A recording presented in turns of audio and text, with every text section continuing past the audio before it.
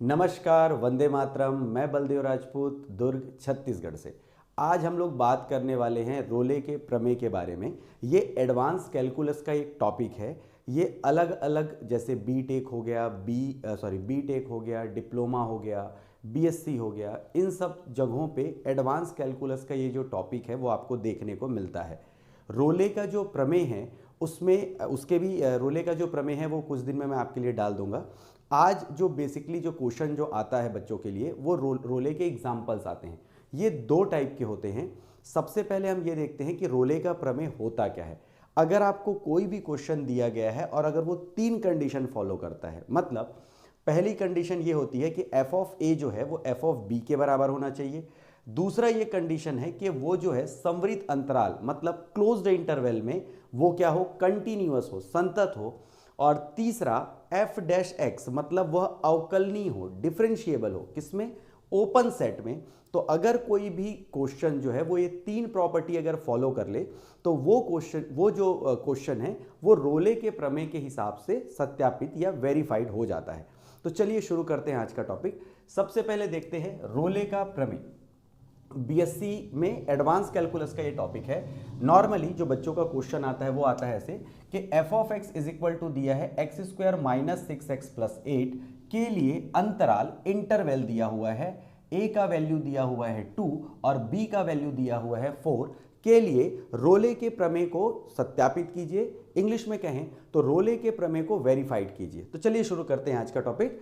अब देखिएगा, सबसे पहले ये दिया गया है, आप इस चीज के लिए निश्चिंत रहे, एग्जाम में ये जरूर दिया रहता है क्योंकि एग्जाम इसके बिना तो होगा नहीं।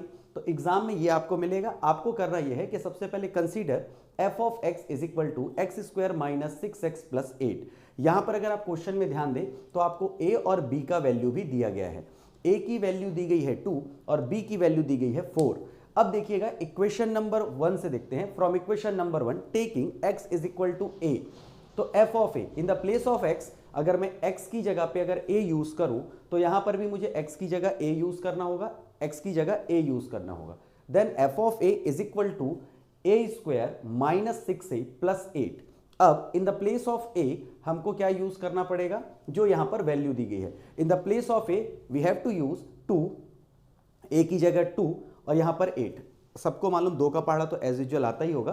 तो यहां पर देखिएगा 2 2 जा 4 हो गया, 6 2 जा 12 हो गया और 8 अगर अपन कैलकुलेट करें तो 0 आएगा। Similarly from equation number 1 taking x is equal to b, अब x की जगह जैसे ही मैं b लेता हूं तो f of b is equal to in the place of x b, in the place of x b and 8। अब देखिएगा b की जगह पे हमको लेना क्या है, अकॉर्डिंग टू द क्वेश्चन 4।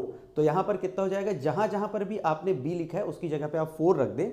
4 का अगर स्क्वायर करूं तो 16, अगर दोनों को मल्टीप्लाई कर दूं तो 24 प्लस 8, अगर कैलकुलेट करेंगे तो 0। अगर आप इस क्वेश्चन को देखें तो एफ ऑफ ए का वैल्यू देखें, मतलब एफ ऑफ 2 का वैल्यू अगर मैं लूं और एफ ऑफ 4 का वैल्यू लूं, जिसका कोई नहीं होता उसका 0 होता है और अगर आप नहीं पढ़ेंगे तो इतने ही नंबर आएंगे। तो एफ ऑफ ए बराबर कितना आ गया आपका वैल्यू, एफ ऑफ बी। तो चलिए आगे देखते हैं। अगर अपन देखें तो एफ ऑफ ए और एफ ऑफ बी हमने ला लिया बराबर, मतलब रोले के प्रमेय का जो फर्स्ट कंडीशन है वो हो गया fulfil. From equation number 1 F of X is equal to होता है x square minus 6x plus 8। अगर मैं डिफ्रेंशिएट कर दूं, इसका अवकलन कर दूं, तो F dash x x square का हो जाएगा 2x, 6 माइनस 6x का हो जाएगा 1 और कांस्टेंट का हो जाएगा 0। अब हमको करना यह है कि एफ डैश एक्स हमने जब भी लिया हुआ है तो taking X in place of C, taking C in place of X, x की जगह पे आप क्या ले लीजिए, c ले लीजिए। तो F dash C is equal to हो जाएगा, ये x की जगह मैंने क्या ले लिया, c, तो F dash C is equal to होगा 2c माइनस 6। अब इसका मतलब ये हुआ कि ये जो है वो क्या है, डिफरेंशिएबल है। किसमें, कौन से इंटरवल में, 2 और 4 के बीच में। अब देखते हैं according to the Rolle's theorem F dash C is equal to 0। सबसे पहले देखिएगा हमने प्रूफ किया एफ ऑफ ए बराबर एफ ऑफ बी, देन हमने x बराबर c लिया, डिफरेंशिएबिलिटी प्रूफ किया। अब ये कंटिन्यूअस है या नहीं है, इसके लिए हम क्या करेंगे, इसको सॉल्व करेंगे। तो जब भी हम सॉल्व करते हैं तो एफ डैश सी को अगर आप सॉल्व करें तो इसका वैल्यू लिखेंगे 2c माइनस 6, 6 को इधर मैं ट्रांसफर कर देता हूं, 2c is equal to 6, cancel कर दीजिए, आएगा 3। अगर आप c की वैल्यू देखिए तो ये किसके किसके बीच में है, 2 और 4 के बीच में है। तो अगर आप देखेंगे तो ये क्या होगा, क्लोज्ड इंटरवल पे ये क्या हो जाता है, कंटिन्यूअस हो जाता है। कंटिन्यूअस है ये कैसे पता चला कि ये दोनों का वैल्यू सेम आया।